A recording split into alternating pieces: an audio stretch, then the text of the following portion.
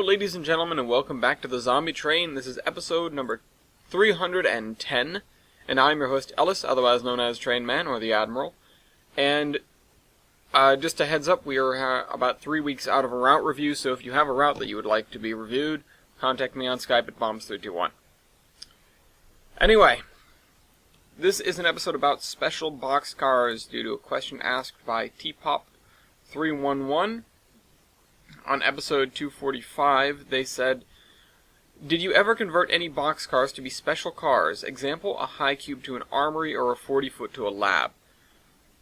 It's interesting you picked those out. I'm not sure why necessarily those would make great candidates for those, but there is one boxcar that we did modify, and it was, I believe, a 50-foot boxcar, and we turned it into a foundry at the behest of my Uncle Paul, because he wanted to be able to do various things, metalworking, manufacture, while we were on the road. And, of course, coming across a machine shop wasn't the easiest thing. I've talked far and wide, by and large, I've talked quite a bit about the various machine shops that we had access to, locomotive machinery, etc.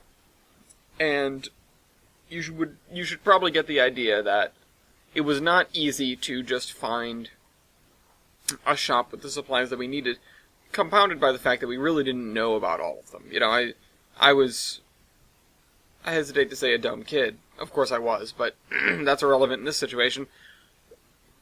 I didn't know everything there was to know, despite the fact that I was a teenager. I didn't know everything, and so I didn't know where a lot of these facilities were. Ended with us wandering around looking for materials and machinery for quite some time in a lot of cases. Oh crud, I'm going off this the wrong way. I've made a mistake with my my operations here. Hold on, give me just one moment. So let's resume this discussion. So, the foundry, it had a forge in it, it had machinery in it, it had things like a lathe, and a bandsaw, and, I don't know what you call it, but it's like automatic hammer thing. It had a lot of stuff in it, and we did occasionally trade things out, although that wasn't an easy task. But if Paul wanted something different, he would get something different. We would find another piece, and we'd roll something out and roll something in, although rolling is... we would drag something out and drag something in. And of course, it was just a 50-foot box car. It wasn't the kind of... I think it was originally an auto parts car. It was not the kind of thing that... had a super large amount of space, a super high amount of space, so we didn't get, major things in there. The giant machine at Steamtown, which makes tires for their locomotives, comes to mind. That's not something we could fit in our foundry. But we were able to do things like repair pipes, or make new pipes in some cases. What was some other things we did? We shored up sheet metal in a lot of cases. We worked on the bearings and journals for the cars that we had. We didn't manufacture any ammunition, although we might have been able to do that if we could get our hands on gunpowder, or equivalent explosive, I suppose. And I do remember making knives at one point. I don't remember what that was for, but I do remember that was done. But really, he could just take a piece off of the steam engine, off of the engine, or off of any part of the cars that had a defect or a malfunction, and take it into the foundry and really piece it back together and make it work pretty well. That's sort of what it boiled down to. That's what it was for. And not only that, it was really just machinery for and tool storage for working on everything.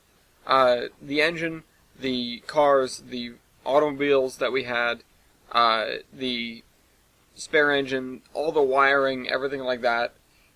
All this stuff came from there, and he actually did make us some switches at one point, some double pole, double throw relays for use with the battery bank, which I've talked about before.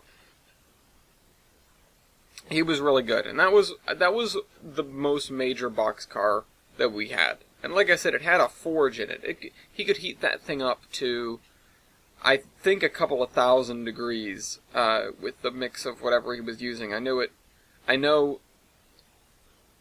had to do with hard coal, and I think there was like kerosene involved. I don't really remember his mix, but he knew what he was doing. He learned a lot of it on the go, which was the most amazing part to me. He was an automobile mechanic for many, many years before the Great Panic, and he knew how to work on machinery, and he knew the kind of things he needed, and then just sort of extrapolated from that on all these things that he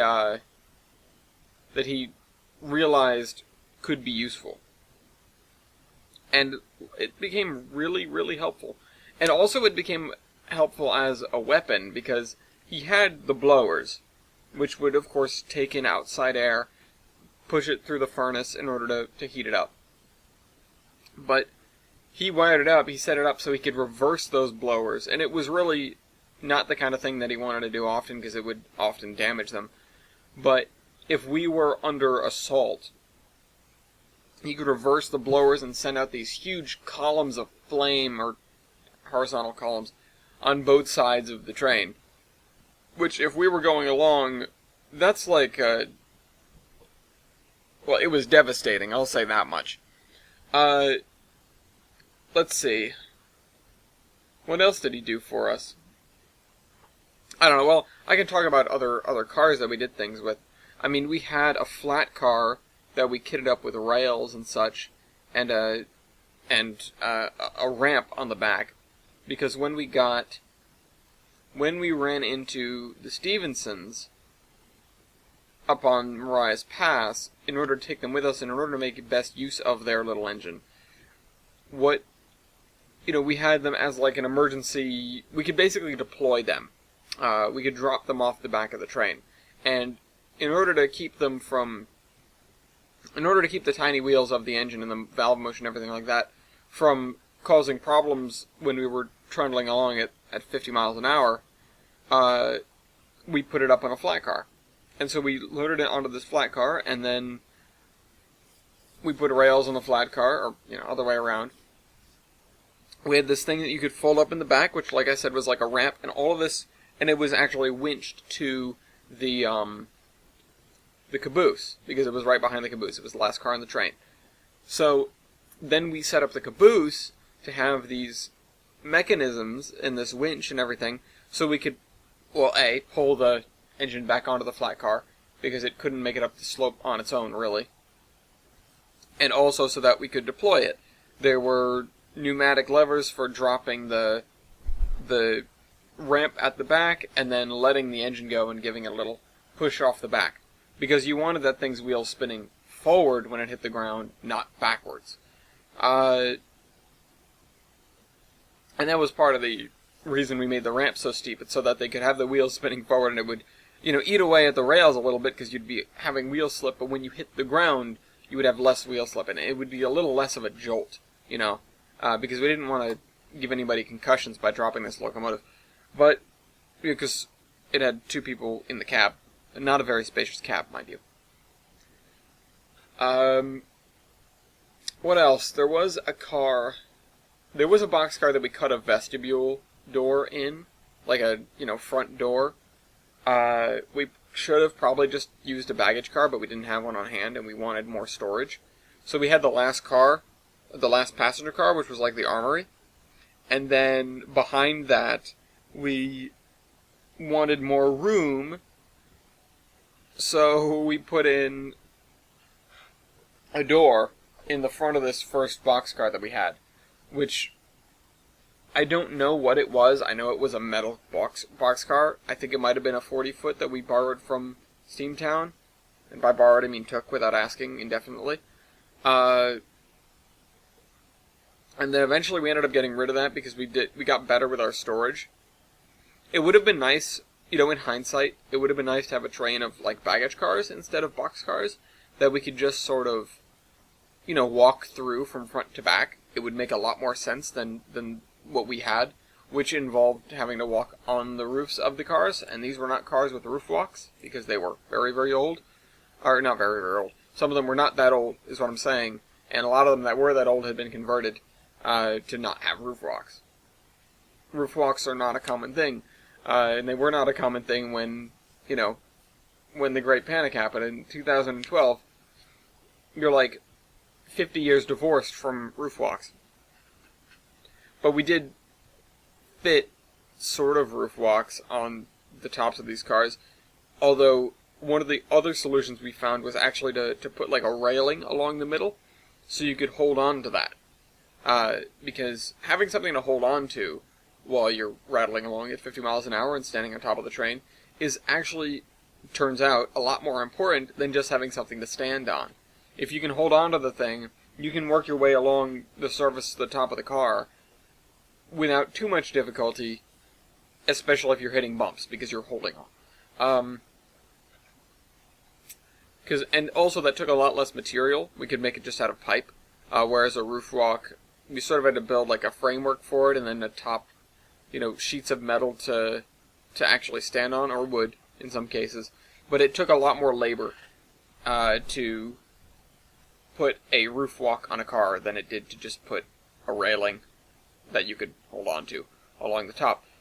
I mean, we were inspired in part by the railings along the side of the boiler of the locomotive, because you could just hold on to that, and yeah, you were walking along the running boards, but you could be walking along any, moderately flat surface, and it would work just fine, as was proven by our train. We never had somebody fall off the train at speed.